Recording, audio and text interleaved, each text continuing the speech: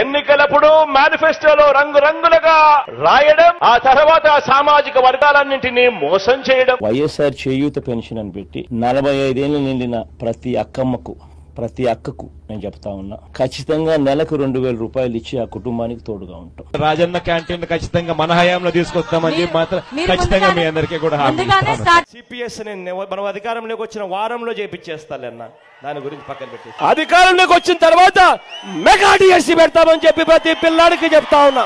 మన ప్రభుత్వంలో పూర్తిగా మద్యాన్ని నిషేధిస్తాం అని చెప్పి గట్టిగా కూడా చెప్తా ఉన్నా. 2024లో నేను ఓట్లు అడిగే సమయానికి మాత్రం ఖచ్చితంగా మద్యాన్ని 5 స్టార్ హోటల్స్ మాత్రమే పరిమితం చేసిన తర్వాతనే ఓట్లు అడుగుతారు. గతం ప్రజలకు గుర్తుండదు అన్న నమ్మకంతో ఇప్పుడు మరోసారి అలాంటి అబద్ధాలు, అలాంటి మోసాలు, మరో మేనిఫెస్టో పట్టుకొని బంగారు కడియం ఇస్తానని ఊబులోకి దింపి మనుషులను తినేసే కథ ఈ రోజు ఎర చూపిస్తా ఉన్నాడు ఈ జగన్.